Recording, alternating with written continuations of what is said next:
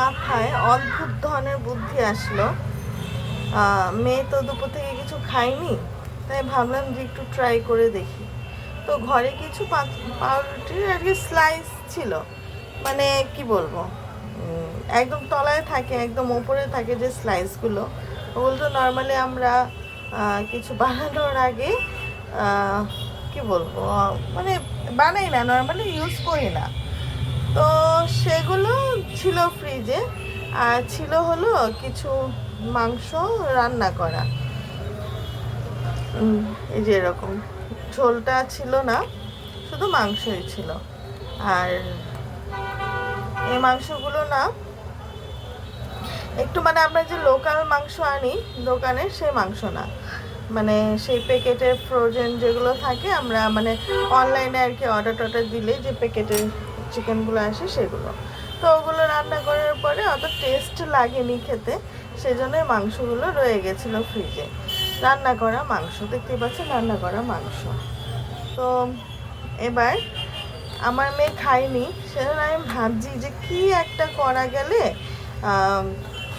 মেয়েটার পেটও ভরবে বা খাওয়া হবে। তো আমি নিচে কি করেছি, যে পেঁয়াজ আর লঙ্কা শুধু কাটা, আর পাউরুটিটাকে হালকা একটু জলের ছেটা এরকমভাবে ছেটা দিয়ে আমি কি বলে এটাকে ভিজিয়ে নিয়েছি পাউরুটিটা, যাতে যে এরকম চটকানো যায়। আর এটার মধ্যে দিয়েছি সেই পাস্তার একটা অরেগানোর প্যাকেট ছিল, সেই অরেগানোর প্যাকেটটা আমি এটাতে দিয়েছি। ব্যাস, এই হচ্ছে আমার ইনগ্রিডিয়েন্টস। তো এটাকে আমি এই যে মাংসগুলিকে এরকমভাবে ভালো মতো ছাড়াচ্ছি।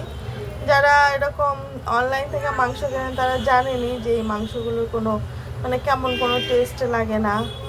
মানে নর্মাল আমরা দোকান থেকে যে তাজা মুরগি কাটিয়ে নিয়ে যাই, সেরকম টেস্ট অ্যাটলিস্ট এগুলোতে আসে না, একটু ছাপা টাইপের, একটু কালো টাইপের যেন থাকে। তো এভাবে আমি ভেঙে নিচ্ছি। আপনারা যদি পারেন তাহলে একটা একটা করে রেশ ছাড়িয়ে নেবেন, এটা আমার মাথায় এসছে। তারপরে আমি এটাকে এরকমভাবে চটকে নেব। শুধু দিয়েছি হালকা একটু লবণ, আর কিছু দিইনি। এটাতে একটু ডিম দিলে মনে হয় ভালো লাগতো, তো যদি ভালো না লাগে সেই রিক্সে আমি আর এটাতে ডিম আলু সেদ্ধ দিলেও হতো, তাহলে বাড়তো ব্যাপারটা। তো ওগুলো কিছু দিলাম না, শুধু এরকমভাবে মেখে। বাচ্চাদের খাওয়াতে গেলে তো অনেক বুদ্ধি বের করতে হয় মায়েদের। আমাদের সময় কি মায়েরা কি করতো, শুনতাম যে বাটি ভরে ভাত নিয়ে, খিচুড়ি নিয়ে এরকমভাবে খাওয়াতো। এইসব তো তখন মায়েদেরও তো অ্যাভেলেবল ছিল না। আধুনিক যুগের মা, আধুনিক যুগের বুদ্ধি। এবার এটাকে ভালো মতো আমি মেখে আমি ঠিক করেছি যে এরকম টাইপের টিকিয়া টাইপের বানিয়ে ভেজে নেব। এই যে এরকম করে টিকিয়া টাইপের নিয়ে হালকা করে ভেজে নেব। সেজন্য এটা একটু মেখে রাখি। এরপরে আমি তাওয়াটা গরম করব, তাওয়াতে করব। একটু এখানে তাওয়া নিয়েছি, আর তাওয়াতে তেল দিয়ে দিয়েছি। দিয়ে এবার এগুলো আমি টিকিয়া করে তেলটা হালকা একটু গরম হয়নি, টিকিয়া করে আমি দিয়ে দেবো।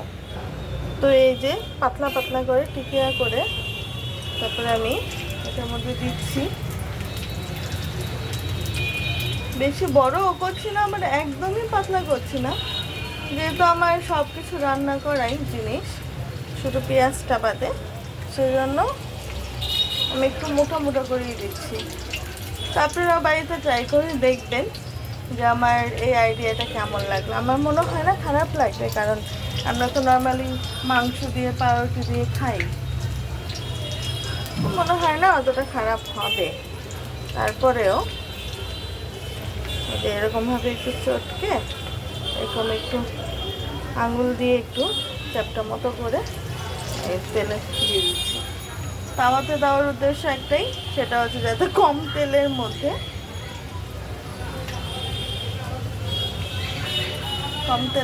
বেশি করে দিয়ে তাড়াতাড়ি বানানো যায়।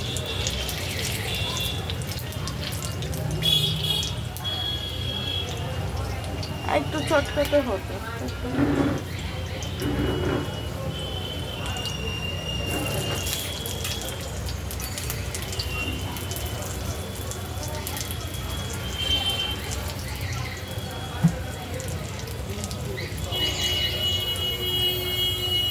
সবগুলি একই সাইজের হচ্ছে না, তাও যতটা যেমন হয়।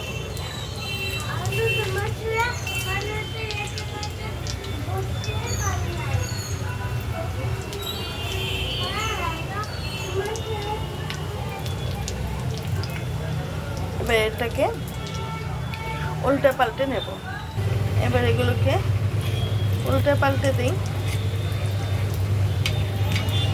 গ্যাসটাকে আমি বেশি বাড়াইনি, মিডিয়ামে থেকে একটু ওপরে রেখেছি, কারণ সব কিছু কুক করা আর যাতে পুড়ে না যায় সেই জন্য। আর এটা একটু কাবাবের মতো করে দিয়েছি, পাতলা তাওয়া।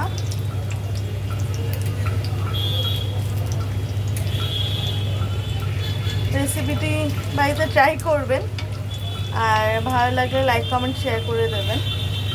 প্রথমে বড়রা খেয়ে দেখবেন কেমন লাগে, তারপরে বাচ্চাদের দেবেন।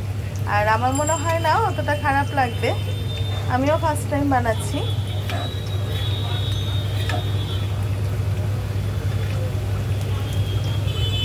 এরপরে এভাবে আমি সবকটা ভেজে নিয়ে সার্ভ করে দেব।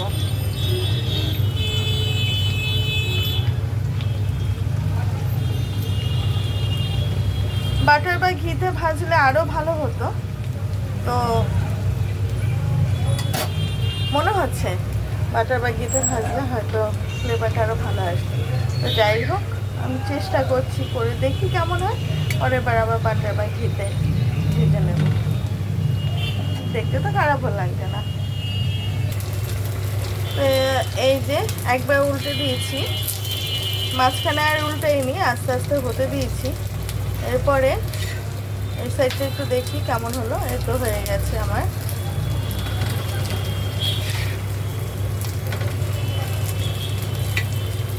হয়ে গেছে। এবার গ্যাসটাকে একবারে কমিয়ে সবগুলো সার্ভ করে দেবো।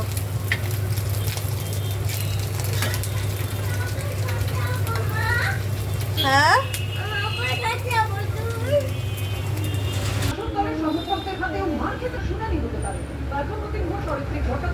কেমন খেতে? ভালো, তার মানে ভালো হয়েছে। আপনারা বাড়িতে ট্রাই করবেন, আর লাইক করবেন, শেয়ার করে দেবেন।